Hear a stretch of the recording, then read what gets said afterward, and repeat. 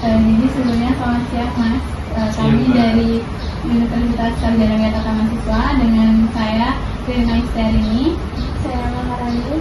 Saya Muhammad Utala. Jadi tujuan kami ke sini ingin mengetahui tentang perusahaan yang Mas kelola. Jadi sebelumnya boleh perkenalkan diri Mas dulu. Oke, siang Mbak Maharani, Mbak Ririn, Ya. dan Mas Atta. Saya Adika selaku pemilik atau bisa dibilang direktur utama. Cuma kalau dalam struktur organisasi saya selalu menulisnya CEO dari PT Amar Prioritas Abadi. Cuman nama perusahaannya namanya Tire. Begitu Mbak. Oh ya, jadi kami di sini mau bertanya tentang perusahaannya. Jadi gimana sih Mas proses rekrutmen dalam perusahaan Mas sendiri yang Mas kelola? Oke, kalau dari proses rekrutmen saya itu bagi menjadi beberapa bagian, Mbak. Kalau konteksnya tahapan, yang pertama saya lempar dulu itu lowongan pekerjaan, tapi untuk ke teman-teman yang memang relevan dengan bidang ini, konteksnya perkuliahan. Nah biasanya saya utamakan itu anak-anak SMK yang memang dari jurusan perkuliahan.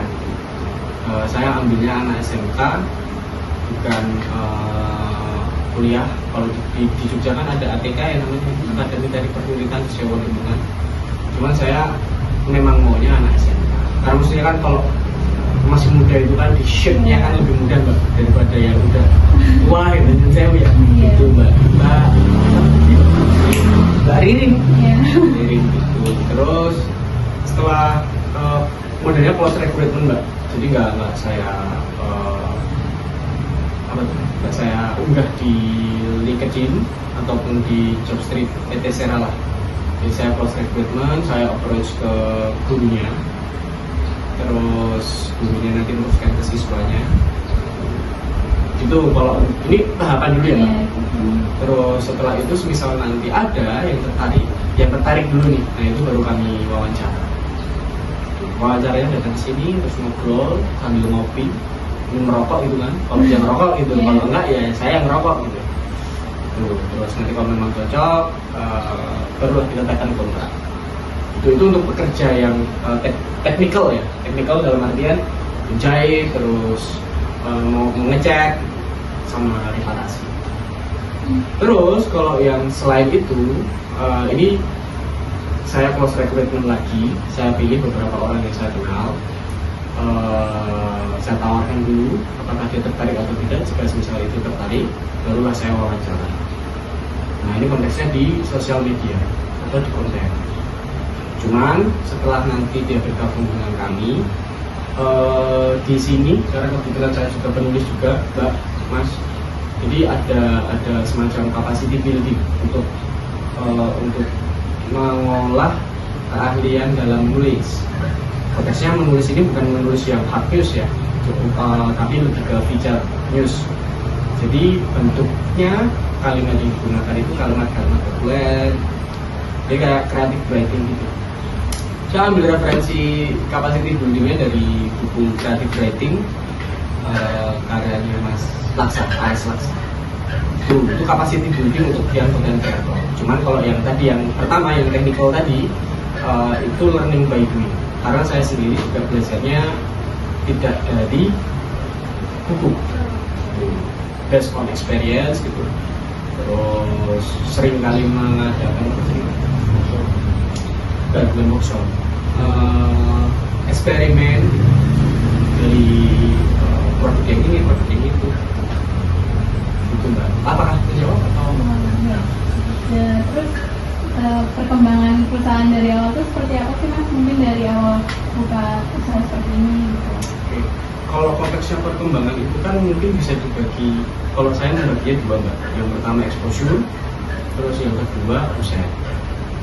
Omset itu dari omset penghasilan kotor ya. Kalau exposure-nya bisa dibilang saya ingin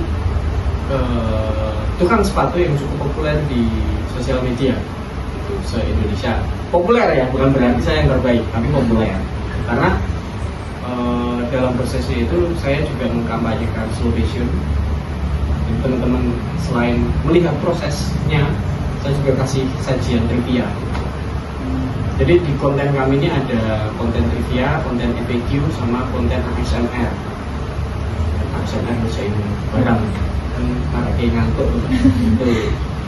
Terus kalau omset sekarang alhamdulillah Mbak, walaupun saya masih sendiri ya sekarang ya, cuma dibantu satu orang buat garap konten gitu, masih mencari tukang. Udah setahun saya apply tapi belum ada yang cocok gitu. Karena kebetulan klasifikasinya cukup tinggi dari saya pribadi, harus bisa bahasa Inggris, terus pengetahuan umumnya cukup luas gitu. Jadi wawancaranya itu saya nggak ngomongin tentang sepatu, tapi yang lain, pengetahuan umum gitu. Kalau dari omsetnya naik cukup banyak, 100 kali lipat dari yang sebelumnya, dari awal ya, konteksnya awal ya. Awal kan paling sebulan cuma 2 orang, walaupun nominalnya mungkin memang besar ya. Satu sepatu itu bisa di kisaran harga, kalau reparasi di kisaran harga 1,1 sampai 1,8. Jadi kalau omset akhir-akhir ini di angka 15 sampai 18 bulan. Ini belum pembukuan soalnya Desember. Terus kan di sini ada tadi yang membantu untuk ujung pantai dan segala macam ya Mas. Ya. Nah, jadi fasilitas atau tunjangan yang diberikan kepada yang membantu Mas itu selain gaji itu apa aja gitu? Oke. Kalau dari konten itu awalnya saya tawarkan untuk dengan gaji UMR Jogja. Oke, lumayan lah, maksudnya cuman dia kerjanya cuma sehari 2 hari di sini terus ambil konten, udah. Awalnya mau seperti itu, cuman orangnya merasa kalau itu tidak adil untuk perusahaan ini, gitu. Jadi lebih baik dibayarkan berdasarkan. Ini mungkin menjawab pertanyaan selanjutnya ya terkait tunjangan itu, berdasarkan konten. Jadi per konten itu ada